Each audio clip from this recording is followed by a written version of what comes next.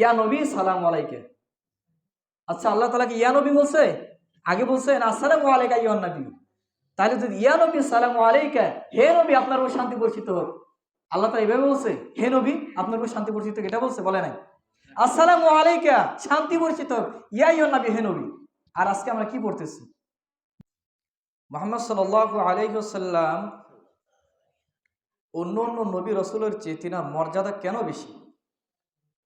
তার তৃতীয় নম্বর কারণ হচ্ছে মুহাম্মদ সাল্লাল্লাহু আলাইহি ওয়াসাল্লাম স্পেশাল কারণ হচ্ছে আল্লাহ পাক রব্বুল আলামিন তাকে তিনার সান্নিধ্যে ডেকে নিয়েছিলেন। মিরাজের কারণে আল্লাহ পাক রব্বুল আলামিন মুহাম্মদ সাল্লাল্লাহু আলাইহি ওয়াসাল্লামের মর্যাদা অন্য অন্য নবী রাসূলের চেয়েও অনেক বেশি, যেটা আল্লাহ পাক রব্বুল আলামিন সূরাতুল বনী ইসরাঈলের 1 নম্বর আয়াতের মধ্যে বলেছেন, পুরা মিরাজের ঘটনা সেখানে বর্ণনা করেছেন। সূরাতু বনী ইসরাঈলের অপর একটি নাম রয়েছে, সে নামটা হচ্ছে সূরাতুল ইসরা। ইসরা মানে হচ্ছে রাত্রিকালীন ভ্রমণ। নবী করিম সাল্লাল্লাহু আলাইহি সাল্লাম যখন তিনাকে মিরাজে নিয়ে যায়, সে ঘটনাটা ঘটেছিল দিনে না রাত্রিতে? রাত্রিতে। এর জন্য সূরা বনী ইসরাঈলের আরেকটি নাম হচ্ছে সূরাতুল ইসরা, অর্থাৎ রাত্রিকালীন ভ্রমণ। আল্লাহ পাক রব্বুল আলামিন তিনাকে ভ্রমণে নিয়ে গিয়েছিলেন, সে রাত্রিতে মিরাজে নিয়ে গিয়েছিলেন। সে ঘটনাটা ঘটেছিল রাত্রিতে। মিরাজের বিবরণ আল্লাহ পাক রব্বুল আলামিন এই সূরাতুল বনী ইসরাঈলের মধ্যে সংক্ষিপ্তভাবে আলোচনা করেছেন। হযরত আদম আলাইহিস সালাতু ওয়াস সালাম থেকে নিয়ে হযরত ঈসা আলাইহিস সালাতু ওয়াস সালাম পর্যন্ত আল্লাহ পাক রব্বুল আলামিন সমস্ত নবী রাসূলকে একটা দায়িত্ব দিয়েছিলেন। সেই দায়িত্বটা হচ্ছে, তোমরা দুনিয়ার মানুষকে বলো লা ইলাহা ইল্লাল্লাহ, আল্লাহ ছাড়া কোনো ইলাহ নেই, কোনো মাবুদ নেই, এবং তোমরা মানুষদেরকে সতর্ক করো জাহান্নাম থেকে এবং জান্নাতে সম্পর্কে তাদেরকে বর্ণনা করো। আল্লাহ পাক রব্বুল আলামিন প্রত্যেকটা নবী রাসূলকে এই দায়িত্ব দিয়ে দুনিয়াতে প্রেরণ করেছেন। কিন্তু আল্লাহ পাক রব্বুল আলামিন শুধু নবী করিম সাল্লাল্লাহু আলাইহি সাল্লামকে বলেছিলেন, তুমি দুনিয়ার মানুষকে লা ইলাহা ইল্লাল্লাহ সম্পর্কে দাওয়াত দাও, জান্নাত জাহান্নাম সম্পর্কে তাদেরকে দাওয়াত দাও। অন্যান্য নবীদেরকে আল্লাহ তাআলা একথা বলেননি যে তোমরা যেহেতু লা ইলাহা ইল্লাল্লাহর দাওয়াত দিবে, আল্লাহ ছাড়া কোনো মাবুদ নেই, তোমরা সেই আল্লাহর সাথে সাক্ষাৎ করতে আসো। জান্নাত জাহান্নামের বিবরণ যে তোমরা মানুষদেরকে দিবে, সেটা তোমরা আমার কাছে এসে দেখে যাও। কোনো নবী রাসূলকে আল্লাহ তাআলা বলেননি, শুধু একমাত্র মুহাম্মদ সাল্লাল্লাহু আলাইহি সাল্লামকে আল্লাহ পাক রব্বুল আলামিন নিয়ে গিয়েছেন আল্লাহর সাক্ষাতে, এবং জান্নাত এবং জাহান্নাম তাকে দেখানো হয়েছে। জান্নাতের নিয়ামত তাকে দেখানো হয়েছে, জাহান্নামের শাস্তিসমূহকে তাকে দেখানো হয়েছে। এর দ্বারা বোঝা যায় অন্য অন্য নবী রাসূল হচ্ছে মুহাম্মদ সাল্লাল্লাহু আলাইহি সাল্লামের মর্যাদা অনেক গুণ বেশি। আর মিরাজ অর্থ হচ্ছে ঊর্ধ্বগমন। দুনিয়ার থেকে নিয়ে আল্লাহ পাক রব্বুল আলামিন মুহাম্মদ সাল্লাল্লাহু আলাইহি সাল্লামকে তা পর্যন্ত লৌহে মাহফুজ আরশ কুরসি আল্লাহ পাকের সাথে যে সাক্ষাৎ করানো হয়েছে, এটাকে বলা হয় মিরাজ। আর ইসরা বলা হয় রাত্রিকালীন ভ্রমণ। মুহাম্মদ সাল্লাল্লাহু আলাইহি সাল্লামকে মক্কা থেকে নিয়ে বাইতুল মুকাদ্দাস পর্যন্ত আল্লাহ তাআলা যে ভ্রমণ করেছেন, এটাকে বলা হয় ইসরা, রাত্রিকালীন ভ্রমণ। এখন আল্লাহ পাক রব্বুল আলামিন মুহাম্মদ সাল্লাল্লাহু আলাইহি সাল্লামকে ঊর্ধ্ব আকাশে যে গমন করিয়েছেন, সেই সম্পর্কে আমরা সামান্য কিছু কথা বলবো। আধুনিক বিজ্ঞানীরা মহাশূন্যের ভ্রমণে গিয়ে তারা মহা গৌরবে গৌরবান্বিত হয়েছেন। অনেক বিজ্ঞানীরা ঊর্ধ্ব আকাশে মহাশূন্যের ভ্রমণ করতে গিয়েছিল, কিন্তু দেখা যাচ্ছে যে সর্বপ্রথম যে বিজ্ঞানী মহাশূন্য ভ্রমণের যে সাফল্য অর্জন করেছেন, আমেরিকার এক বিজ্ঞানী, তিনার নাম হচ্ছে কি নীল আর্মস্ট্রং। তিনি সর্বপ্রথম দুনিয়া থেকে মহাকাশে তিনি সর্বপ্রথম কি করেন, সেখানে ভ্রমণ করেন।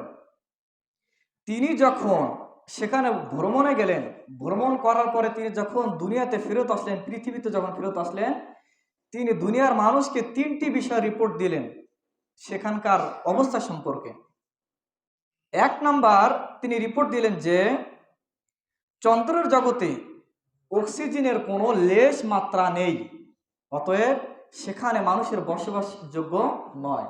সেখানে যদি কেউ যেতে চায় তাহলে অবশ্যই তাকে অক্সিজেন নিয়ে যেতে হবে। 2 নাম্বার রিপোর্ট তিনি দিলেন, চন্দ্র জগতের মাটি হচ্ছে অনুর্বর, সেখানে কোনো চাষাবাদের কোনো উপায় নেই। 3য় নাম্বার তিনি আরেকটা রিপোর্ট দিলেন যে আমি চন্দ্রে যখন গেলাম সেখানে একটা কালো রেখা দেখতে পেলাম, বিশাল বড় একটা কালো রেখা। এখন সে কালো রেখার ওখানে যদি আমি গবেষণায় যদি বসে যাই, তাহলে আমি যে অক্সিজেন নিয়ে গিয়েছি সেটা আমার পক্ষে সেখানে গবেষণা করার সুযোগ হবে না, অক্সিজেন শেষ হয়ে যাবে। তিনি সেখান থেকে সেই কালো রেখার থেকে কিছু পদার্থ নিয়ে চলে আসলেন দুনিয়াতে। আসার পরে আমেরিকার গবেষণাগারে তিনি 6 মাস গবেষণা করার পরে তিনি বলতেছেন এই কালো রেখাটা হচ্ছে 1300 অথবা 1400 বছর পূর্বে চাঁদ একবার দুখণ্ডিত হয়ে গিয়েছিল, আবার একত্রিত জোড়া লেগেছে। 6 মাস গবেষণা করার পরে আমি এটা বুঝতে পেরেছি। তাহলে তখনকার বিজ্ঞানীরা সকলেই স্বপ্ন দেখত যে মানুষের বাসযোগ্যর জন্য যদি অন্য কোনো গ্রহ বা চন্দ্রদেশে যদি আমরা যাইতে পারি, সেখানে যদি চাষাবাদ করতে পারি, তাহলে দুনিয়াতে যে আমরা বলতেছি যে মানুষের সংখ্যা অনেক বেশি হচ্ছে, চাষাবাদের জন্য অনেক জমি সংকট হয়ে যাচ্ছে, যদি এরকম যদি আমরা কোনো গ্রহে যদি আমরা বসবাস করতে পারি তাহলে আমাদের সেটা আর কোনো অভাব থাকবে না। যখন তিনি যাওয়ার পরে 3টি যখন রিপোর্ট দেওয়ার পরে সকলে হতাশ হয়ে গেল যে সেখানে আসলে বসবাসযোগ্য নয়। তাহলে তিনি যখন এই উর্দু আকাশে গমনে গেলেন, আল্লাহ পাক রব্বুল আলামিন তিনি জানতেন না যে পৃথিবীর এককালে যে চন্দ্র ভ্রমণকারী যে বিজ্ঞানী নীল আর্মস্ট্রং সে চন্দ্র ভ্রমণ করবে বা অন্যান্য বিজ্ঞানীরা ভ্রমণ করবে।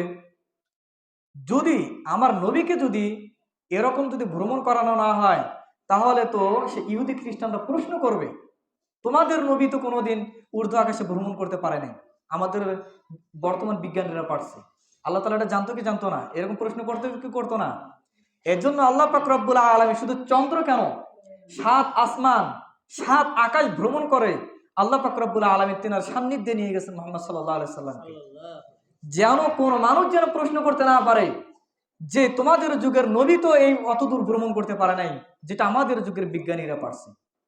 এজন্য আল্লাহ পাক রব্বুল আলামিন মুহাম্মদ সাল্লাল্লাহু আলাইহি ওয়াসাল্লামকে আল্লাহ পাক রব্বুল আলামিন তিনার সান্নিধ্যে নিয়ে যান এবং সেখানে ভ্রমণ করায়।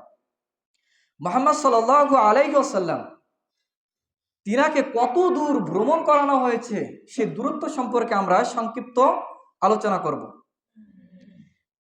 আমরা যে পৃথিবীতে বসবাস করি এই পৃথিবীটা দেখতে ডিমের মতো নয়, ফুটবলের মতো নয়, সেটা হচ্ছে কিরকম, কমলার মতো। উত্তর এবং দক্ষিণ মেরু হালকা একটু চাপানো। উদাহরণস্বরূপ বাংলাদেশ থেকে যদি কোনো প্লেন যদি আমেরিকায় যায়, সেখানে যদি পৌঁছে মাঝখানে কি কোনো রাস্তা বা কোনো পাহাড়ের সাথে কি সে ঠেস খায়, ধাক্কা লাগে? লাগে না। এর দ্বারা বোঝা যাচ্ছে যে পৃথিবীটা গোলাকারও নয়, আবার ডিমের মতো একটু দুই দিকে লম্বাও নয়। সেটা কিসের মতো? কমলার মতো। উত্তর মেরু এবং দক্ষিণ মেরু একটু চাপানো।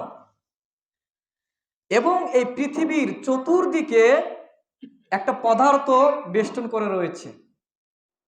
মুফাসসিরিনে ইকরাম বলেছেন যে এই পৃথিবীর চতুর্দিকে একটি পদার্থ বেষ্টন করে রয়েছে।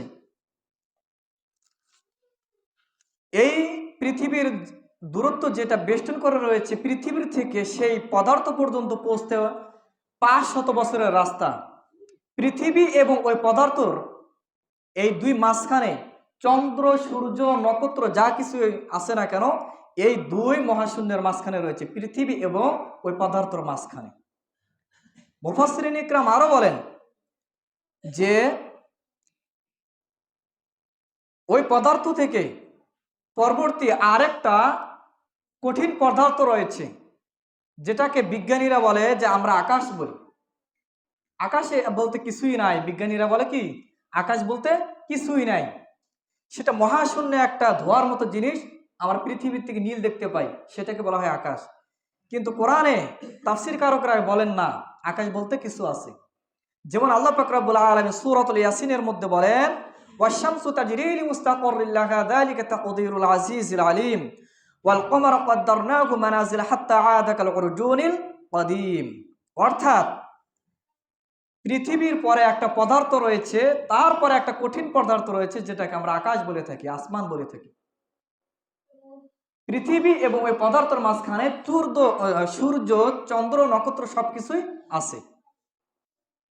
তাহলে যদি পৃথিবীর থেকে যদি বিজ্ঞানী যদি চন্দ্র দেশে যাইতে পারে, তাহলে পৃথিবীর পরেই যে একটা পদার্থ রয়েছে, সেটাকে পৃথিবীর থেকে 500 বছরের রাস্তা, সেখানে কখনো পৌঁছতে পারবে? কখনোই না। এইরকম পদার্থ আল্লাহ পাক রব্বুল আলামিন 7টা রেখেছেন পৃথিবীর থেকে। একটার থেকে আরেকটা দূরত্ব হচ্ছে 500 বছরের রাস্তা। তাহলে 7টার দূরত্ব কত হবে? 5×7 = 3500, 3500 বছরের রাস্তা। সেখান থেকে 7 আসমান, প্রথম আসমান থেকে দ্বিতীয় আসমানের দূরত্ব হচ্ছে 500 বছরের রাস্তা। দ্বিতীয় থেকে তৃতীয় আসমানের দূরত্ব হচ্ছে 500 বছরের রাস্তা। তাহলে 7 আসমানের আবার দূরত্ব কত হচ্ছে? 5×7 = 3500 বছর।